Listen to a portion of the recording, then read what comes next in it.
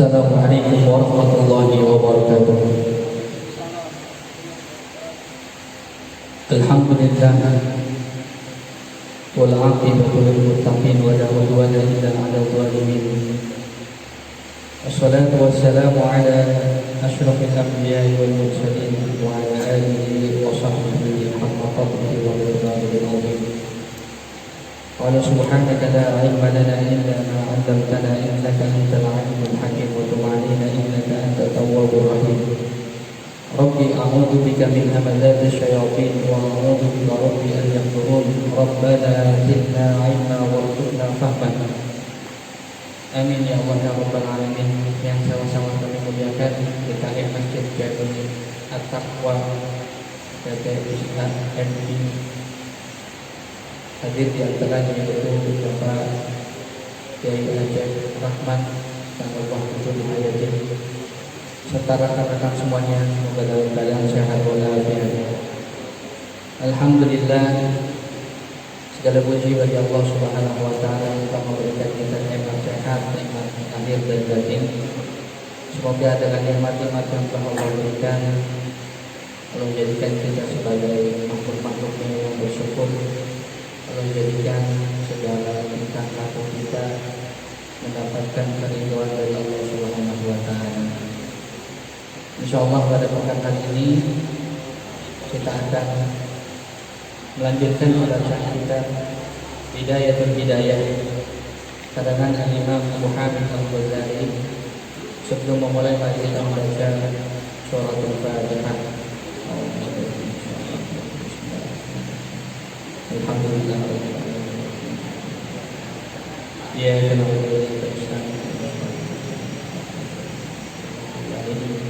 wallahu amin amin.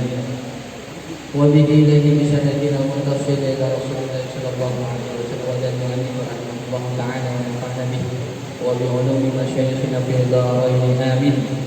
Halaman 16.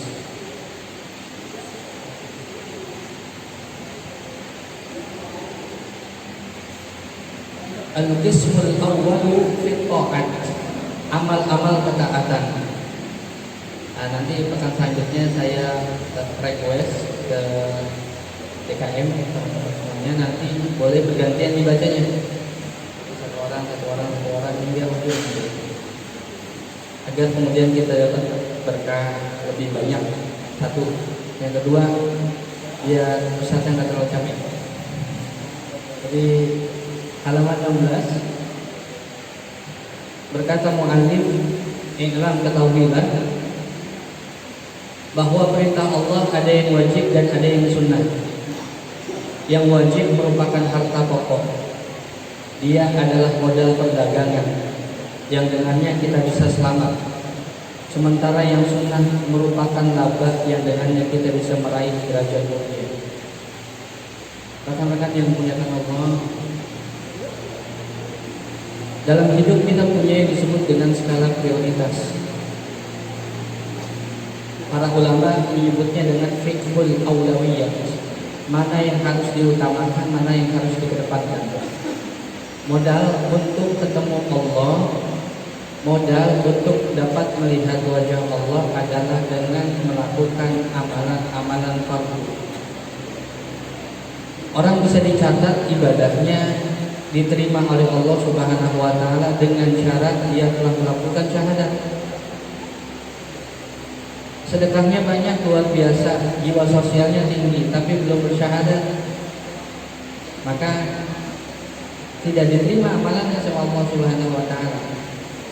Atau begini, nalar sederhananya, orang Indonesia kan kalau makan mesti pakai nasi. Lauknya banyak, ikannya ada, ayamnya ada, sayurnya ada, tapi nggak pakai nasi. Maka nggak disebut dengan makan. Pasti terus kurang. Begitu juga ibadah. Ada yang katanya, ya Allah, saya kalau sedekah iya, tapi sholat saya enggak. Sedekah iya, tapi sholat wajib enggak. Itu berarti orang tersebut sudah masuk ke dalam kenifakan, bisa dikategorikan orang-orang yang munafik. Orang munafik adalah ketika seseorang melakukan ibadah sunnah dengan rajin, ketika duha dia datang duha, ketika sholat tahajud dia sholat tahajud, tapi ketika melaksanakan sholat fardu, melaksanakan kewajiban dia entar-entarin. Maka itu tanda-tanda orang tersebut sudah terjangkit penyakit munafik. Mudah-mudahan Allah Subhanahu wa taala menghindarkan kita dari penyakit tersebut. Nabi Shallallahu Alaihi Wasallam bersabda, Allah Taala berfirman, tidaklah orang-orang mendekatkan diri kepadaku dengan melaksanakan apa yang kuwajibkan pada mereka, dan tidaklah seorang hamba mendekatkan diri padaku dengan amal-amal sunnah sehingga aku mencintainya. Cara terbaik untuk menuju surganya Allah adalah dengan melakukan kewajiban. Adapun untuk mendapatkan cintanya Allah adalah melakukan sunnah. Kenal aja belum tentu dekat, tapi kalau dekat sudah pasti kenal. Siapapun kita kalau ingin dekat dengan atasan, maka harus sering-sering ketemu sama atasan supaya dikenal. Nah, lama-lama kemudian dekat. Begitu juga makhluknya Allah Subhanahu wa taala kalau ingin mendapatkan cintanya Allah adalah dengan cara melakukan sunnah-sunnah yang telah Rasulullah SAW berikan kepada kita. Biasanya rekan-rekan semuanya, amalan sunnah itu tidak semuanya orang bisa melakukan. Ada yang digerakkan untuk sholat sunnahnya rajin, ada yang digerakkan untuk sedekahnya rajin, ada yang digerakkan untuk tahajudnya rajin, ada yang digerakkan untuk silaturahim juga ada. Jadi yang sudah dipilih sama Allah, yang sudah dimudahkan Allah kepada kita, pegang itu jangan sampai lepas. Rasa-rasanya saya ini mudah banget silaturahim, pegang itu jangan sampai dilepas. Itu sunnah kita yang mudah Allah mudahkan kepada kita. Rasa-rasanya saya itu kalau keluarin uang itu mudah sekali, pegang itu jangan sampai dilepas. Karena amalan ketika sudah dilepas sekali saja, untuk melaksanakan amalan-amalan selanjutnya itu berat. Contoh begini, udah satu kali lepas pengajian, nggak ikut pengajian, besoknya kita akan terbiasa untuk nggak ikut pengajian.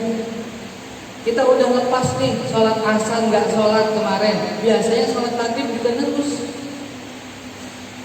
Kenapa? Karena kebiasaan-kebiasaan itu, kebiasaan-kebiasaan buruk itu akan menyebar. Seperti halnya penyakit. Baik. Jika aku sudah mencintainya, maka aku akan mendengar.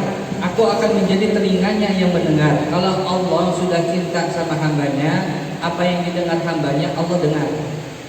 Karena setiap orang yang pengen mendekatkan dirinya sama Allah, pasti dia berusaha apa yang dia dengar itu semuanya baik. Makanya Allah bilang sekali lagi, apa yang dia dengar maka aku akan mendengar. Apa yang dia butuhkan maka akan aku tunaikan. Apa yang dia lihat maka aku juga melihat apa yang dia lihat. Artinya orang-orang yang dekat dengan Allah, para aulianya, para orang-orang soleh tidak mungkin melihat sesuatu yang tidak baik. Makanya dikatakan sama Allah Subhanahu wa taala, kalau dia melihat, saya juga pasti melihat apa yang dia lihat. Artinya Allah ridho dengan orang tersebut. Maka salah satu, ada 3 hal yang ditutupi sama Allah Subhanahu wa taala. Satu, yang pertama adalah Allah menutupi orang-orang yang dia cintai. Allah menutupi orang-orang soleh di antara semua makhluknya.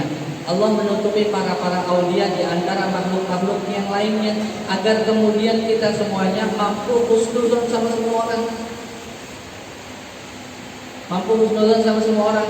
Nggak sengaja ternyata di tengah jalan kita maki-maki anak kecil, ternyata anak kecil tersebut anaknya direktur. Kemudian kita ke kantor ketemu sama direktur, kata anak itu tadi yang caci maki saya, yang hina saya, yang ngebully saya. Apa yang terjadi sama kita? Pasti kita akan habis sama atasan kita. Begitu juga kira-kira Allah Subhanahu wa taala menyembunyikan orang-orang yang Allah cintai, supaya kita semuanya mampu berhusnuzon sama orang lain. Begitu. Jadi ada satu pepatah dari para ulama, ada satu nasihat daripada para ulama. Apa nasihat tersebut? Kalau mau benci sama seseorang, jangan benci sama orangnya, tapi benci sama amalannya. Orang dapat berubah-berubah. Bisa jadi hari ini dia tidak baik, besoknya dia jadi makhluk yang paling baik. Bisa jadi begitu.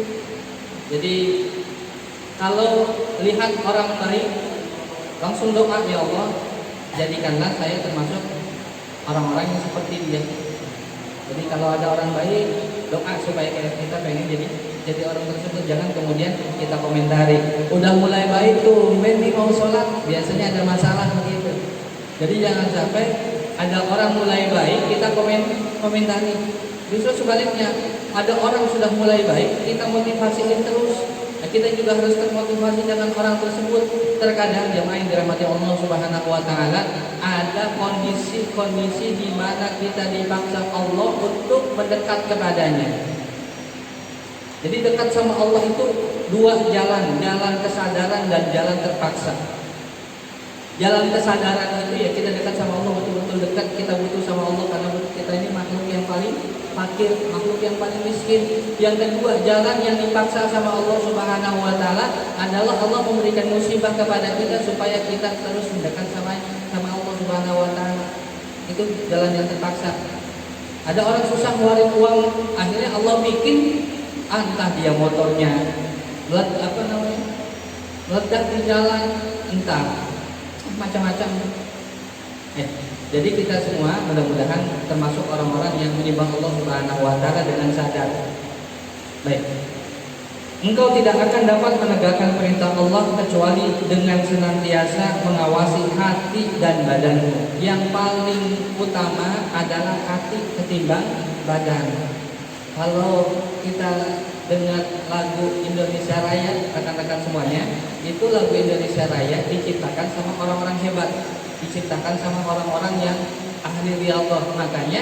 Makanya liriknya, bangunlah jiwanya, bangunlah badannya. Yang dibangun jiwanya dulu, yang dibangun hatinya dulu. Orang kalau hatinya tenang, insya Allah dilihatnya enak. Tapi orang kalau hatinya gusar,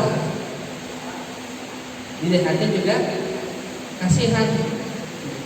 Jadi segala sesuatu yang mesti diperbaiki adalah hatinya dulu. Sering sekali kemudian kita menyampaikan salah satu dosa yang membuat iblis dilaknat sama Allah karena maksiat hati. Iblis dilaknat sama Allah karena maksiat hati, karena iblis merasa ana khairum minhu, saya lebih baik daripada Adam. Itu penyakit apa? Itu penyakit hati. Kata Allah Subhanahu wa taala, hati itu adalah mir'atul Rabb, cerminannya Tuhan. Allah Subhanahu wa taala tidaklah kemudian melihat wajah kita karena pasti ada yang lebih ganteng dari kita. Allah tidak melihat kemudian badan kita. Pasti ada yang lebih kekar dari kita. Yang Allah lihat apa? Hatinya. Semakin bersih hatinya, semakin polos hatinya, semakin tulus hatinya, semakin hilang rasa benci, rasa dengki, rasa iri, rasa marah di hati seseorang, maka Allah Subhanahu wa taala semakin senang sama hamba tersebut. Baik. Ketahuilah bahwa Allah Subhanahu wa taala menangkap isi hatimu, mengawasi lahir dan batinmu, mengetahui semua lintasan pikiranmu, langkah-langkahmu, serta diam dan gerakmu. Kalau di kantor ada CCTV, kalau kita tidur ketahuan sama atasan juga pasti kita nggak mau tidur karena ada CCTV yang ngawasin. Ini kadang kitanya nggak sadar bahwa semua gerak-gerik kita diawasi oleh Allah Subhanahu wa taala. Bahkan rekan-rekan semuanya, jangankan kepada Allah, kepada makhluk-makhluknya saja yang soleh, kadang-kadang isi hati kita terungkap. Bahkan Rasulullah SAW salah satu mukjizatnya adalah bisa mengetahui isi pikiran dan isi hati sahabat-sahabatnya. Sering sekali kita temukan di hadis, entah itu riwayat Bukhari, entah itu riwayat Muslim, ada sahabat datang ke Rasulullah, kemudian sebelum orang tersebut menanyakan sesuatu, Rasulullah udah jawab, Rasulullah udah kasih solusi. Apa Apa tandanya? Buktinya bahwa Rasulullah itu mampu menyingkap hati seseorang. Karena orang yang sering melihat orang lain dengan hatinya, maka Allah Subhanahu wa taala akan memberikan hatinya kepada orang tersebut. Dan dia Maha mengetahui pandangan mata yang khianat dan apa yang disembunyikan oleh hati. Mata zahir bisa berbohong, tapi hati nggak bisa dibohongi. Kalau benci aja, kalau nggak suka saja, walaupun kelihatannya tersenyum. Dia Maha mengetahui yang rahasia dan tersembunyi. Oleh karena itu hendaklah engkau beradab di hadapan Allah Subhanahu wa taala dengan adab seorang hamba yang hina dan berdosa di hadapan sang raja dari segala raja yang maha memaksa lagi maha sombong. Pernah ada salah satu seorang sahabat kemarin kita sebutkan, yaitu Imam Sufyan Ats-Tsauri. Imam Sufyan Ats-Tsauri itu salah satu trik dan strateginya ketika beliau hendak melaksanakan sholat, beliau mengilustrasikan bahwa berdirinya sedang berdiri di Shiratal Mustaqim, kanan dan kirinya neraka, belakangnya sudah ada malaikat mencabut nyawa yang siap mencabut nyawanya, dan di depannya ada surganya Allah Subhanahu wa taala. Dengan begitu, kata Imam Sufyan Ats-Tsauri, saya berada dalam khauf dan roja, antara takut dan ingin. Takut karena nerakanya Allah, takut karena dicabut oleh malaikatnya Allah, dan ingin kemudian mendapatkan surganya Allah dan mendapatkan ridhonya Allah Subhanahu wa taala. Jadi kita pasti harus punya trik dan strategi agar kemudian ibadah kita lebih sadar. Rekan-rekan semuanya, dari kecil sampai sekarang kira-kira sholat kita sadarnya berapa kali? Sadar bahwa ini kita sholatnya ngadep Allah. Sadar bahwa kita ini zikir Allah itu betul-betul sedang ucap Tuhan kita. Maka ada beberapa teman-teman itu yang kemudian ketika disebut nama Allah itu sudah nggak sanggup. Kenapa? Karena sudah saking terbentuk lafaz Allah Subhanahu wa taala di dalam hatinya. Maka penting sekali kemudian kita punya wirid khusus, kita punya zikir khusus yang membentengi kita, yang memfilter kita agar kemudian tidak terjerumus. Masya Allah, yang suka baca Yasin silahkan teruskan baca Yasinnya. Yang suka baca zikir pagi sore silahkan baca zikir pagi sorenya. Yang suka baca ratib silahkan baca ratibnya teruskan. Jangan sampai kemudian kita hidup tidak punya pegangan apa-apa. Kita hidup harus punya pegangan. Selain daripada sholat 5 waktu harus punya pegangan. Itulah yang kemudian akan menyelamatkan kita ketika kita terhimpit musibah, ketika kita terhimpit masalah. Amalan itu yang menyelamatkan kita. Ya Allah, mulai hari ini saya pengen mengamalkan baca al-maksurat misalnya. Ya Allah, mulai hari ini saya ingin mengamalkan baca ratib. Pegang itu penyelamat kita, istri kita, keluarga kita, dan kita harus yakin bahwa tidak ada yang bisa menyelamatkan kita kecuali Allah. Karenanya berusaha keraslah agar Tuhanmu tak melihatmu melakukan apa-apa yang dilarangnya, dan juga agar Tuhanmu tak mendapatimu tidak melaksanakan perintah-perintahnya. Dan sesungguhnya engkau tidak akan sanggup melakukan hal itu kecuali engkau dapat membagi waktumu dan membaca wirid-wiridmu secara rutin. Ya Allah, masuk kantor jam 7 harus mesti wajib, ada aturannya. Pulang kantor jam 4, sebelum jam 4 gak boleh pulang. Sedisiplin itu kita sama urusan dunia. Maka urusan akhirat, walal akhiratu khairul laka minal ula, dan akhirat itu harus lebih diprioritaskan, diutamakan. Sebagaimana kita disiplin terhadap urusan-urusan dunia, mestinya kita juga disiplin terhadap urusan akhirat. Habis isya nggak mau pegang HP, duduk dulu selama, nggak usah lama-lama, 10 menit duduk, saya pengen sholawat. Ba'da maghrib saya nggak mau ngapa-ngapain lagi, HP saya tinggal, kesibukan saya tinggal. Ba'da maghrib insya Allah saya akan mendisiplinkan diri saya untuk tilawah Al-Quran minimal 10 menit. Jadi orang-orang yang sukses adalah orang-orang yang disiplin. Lihatlah rekan-rekan kita yang disiplin, insya Allah cepat naiknya. Begitu juga kalau kita praktekkan ke dalam urusan akhirat kita. Kalau kita disiplin, sedikit aja nggak kita tinggalin, cepat naiknya, cepat naik. Mudah-mudahan kita semuanya mampu merubah pola pikir kita. Amin ya Allah ya Rabbal Alamin. Karangan Bidayatul Hidayah, karangan Al-Imam Abu Hamid Al-Ghazali bercerita tentang apa yang mestinya dilakukan seorang hamba dari bangun tidur hingga tidur kembali. Dari dibangunkan oleh manusia sampai dibangunkan oleh malaikat. Al-Imam Abu Hamid Al-Ghazali ini ringkasan dari kitab Ihya Ulumuddin. Maka pasal atau bab selanjutnya beliau menuliskan faslun fi adabil istiqadhi minan naum, tata cara bangun tidur. Qala al-musannif, hendaklah engkau berusaha supaya dapat bangun dari tidur sebelum terbit fajar, dan hendaklah zikrullah yang mendahului segala sesuatu, baik di hatimu atau di lidahmu. Kalau sekarang kita bangun tidur karena takut ketinggalan jemputan, bangun tidur karena takut terlambat ke kantor, ditambahkan niat supaya Allah Subhanahu wa taala ridho sama kita. Karena kita udah punya pegangannya nih. Ada dasar hukumnya, ada dalilnya. Jadi kan ini kemudian landasan dalam kehidupan kita. Setelah bangun, apa yang diucapkan? Fakul. Dan katakanlah ketika bangun dari tidur yang diucapkan adalah alhamdulillah. Berapa banyak orang tidur tapi nggak bangun lagi?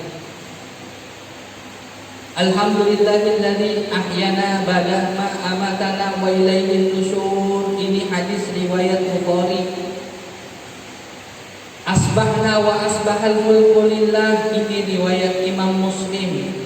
Wal 'azamatu wa sultanu lillah wal 'izzatu wal qudratu lillahi rabbil alamin. Riwayat Abu Dawud. Asbahna ala fitratil Islam wa ala kalimatil ikhlas wa ala dini nabiyyina Muhammadin sallallahu alaihi wasallam wa ala millati abina Ibrahim hanifa muslima wa ma kana minal musyrikin. Riwayat Al-Imam Daraqutni. Sampai akhir doa-doa yang disusun oleh Al-Imam Abu Hamid Al-Ghazali adalah doa-doa yang beliau kumpulkan dari kutubul hadis, dari kitab-kitab hadis. Jadi doa ini semuanya maksur dari Rasulullah Sallallahu Alaihi Wasallam. Boleh nanti kita baca bareng-bareng Pak setelah ini. Baik, boleh ikuti saya. Bismillahirrahmanirrahim. Alhamdulillahilladzi ahyana ba'dama amatana wa ilaihin nusyur. Asbahna wa asbahal mulku lillah wal 'azamah wa sultanu lillah wal 'izzah wal qudratu lillah rabbil alamin. Asbahna ala fitratil Islam wa ala kalimatil ikhlas wa ala dini nabiyyina Muhammadin sallallahu alaihi wasallam wa ala millati abina Ibrahim hanifa musliman wa ma kana minal musyrikin. Allahumma bika asbahna wa bika amsayna wa bika nahya wa bika namutu wa ilaikan nusyur. Allahumma inna nas'aluka an tab'athana fi hadzal yawmi ila kulli khair wa a'udzu bika an tajtaliha fihi su'an aw ajarrahu ila muslimin nas'aluka khaira hadzal yawm wa khaira ma fihi wa na'udzu bika min syarri hadzal yawm wa syarri ma fihi. Itu doa yang dibaca ketika bangun tidur. Ini nanti kitabnya dibagi-bagi atau dibawa pulang? Ayo dibagi-bagi atau dibawa pulang? Dikumpulkan lagi ya? Dikumpulkan lagi. Baik, bapak-bapak, boleh nanti ini buat di sini, nanti di rumah beli lagi. Masya Allah, ini cuma 20.000. 20.000 Pak, seumur hidup kita. Kadang kita beli 20.000 dari pagi sampai siang udah habis. Ini 20.000 kita pakai sampai akhir hayat kita. Bahkan kadang-kadang kita wariskan ke anak turunan kita, ke anak-anak kita, ke cucu-cucu kita. Maka jangan takut untuk beli buku, jangan takut. Kalau bisa mulai koleksi buku, walaupun gak dibaca bukunya, berharap kemudian nanti ada anak-anak kita yang baca itu kitab, yang baca itu buku. Wa idza labista, ketika mengenakan pakaian, niatkanlah pula dalam hatimu untuk mentaati perintah Allah Subhanahu wa taala, yaitu menutupi aurat. Betul-betul dipimpin sama Imam Ghazali dari bangun tidur kemudian kita pakai pakaian, semuanya niatnya karena Allah. Jangan sekali-kali engkau mempunyai maksud mengenakan pakaian untuk pamer kepada orang lain, akibatnya engkau pasti akan merugi. Pakai pakaian yang bagus, pakai pakaian yang wangi. Allah itu indah dan mencintai keindahan. Innallaha jamil wa yuhibbul jamal. Allah itu indah dan mencintai keindahan. Pakai parfum niatnya karena Allah suka hal yang indah. Maka orang muslim khususnya harus berpenampilan menarik, harus berpenampilan bagus. Kenapa? Karena untuk menunjukkan bahwa Islam itu adalah agama yang indah. Ada kemudian orang-orang yang para sahabat Latarok, ada pakaian Imam Abu Hanifah. Saya ceritakan dulu. Imam Abu Hanifah itu kalau berpakaian, rekan-rekan semuanya, harga bajunya saja hampir 1 M. Imam Abu Hanifah, harga bajunya, beliau memang keturunan raja. Kenapa ketika ditanya sama Imam Abu Hanifah, kok pakai baju yang sangat mahal begitu? Kata Imam Abu Hanifah, saya ini bawa ilmu, maka pakaian saya ini untuk mengagungkan ilmu yang saya punya. Begitu pula ketika ada ulama-ulama yang pakai bajunya nggak rapi begitu, nggak rapi, terkesan kemudian bolong-bolong, ada jahitan sana sini. Kemudian ditanya, kok kenapa pakai bajunya begitu? Beliau menjawabnya bagaimana rekan-rekan semuanya? Beliau menjawabnya, ini untuk menunjukkan kehinaan saya di hadapan Allah Subhanahu wa taala. Yang pakai pakaian bagus punya dasar, yang pakai pakaian juga kurang bagus punya dasar. Kalau bisa pakai pakaian yang agak rapi, karena itu menunjukkan ciri khas dan identitas kita sebagai muslim. Alhamdulillah. Mudah-mudahan yang singkat ini membawa manfaat yang besar untuk kehidupan kita dan untuk kehidupan keluarga kita, untuk kehidupan nanti setelah kematian. Kita harus percaya bahwa kita semuanya pasti satu persatu dipanggil oleh Allah Subhanahu wa taala. Dan lupa yang punya ada rezeki lebih, beli kitabnya, taruh di rumah masing-masing. Yang belum ngamalin zikir pagi sore, pegang. Ustaz, saya pengen latih al-hajat, silahkan. Ustaz, saya pengen latih al-aqsa, silahkan. Ustaz, saya lebih cenderung kepada al-Surat Imam Hasan al-Banna, silahkan. Yang penting diamalkan, yang penting dibaca. Insya Allah Rabbul Alamin. Rekan-rekan semuanya, kalau ada yang mau ditanyakan silahkan.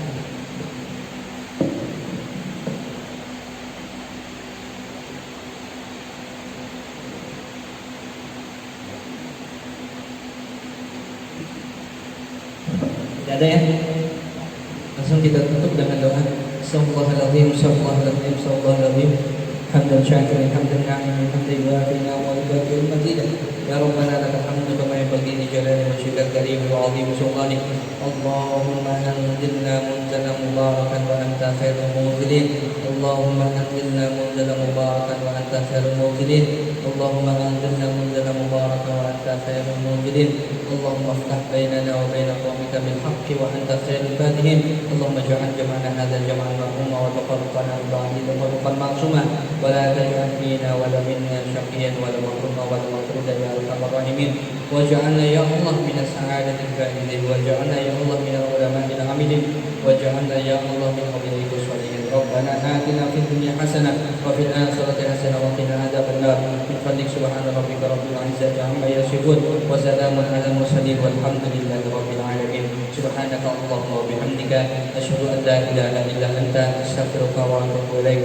Mohon ridha dan maafnya. Wassalamualaikum warahmatullahi wabarakatuh.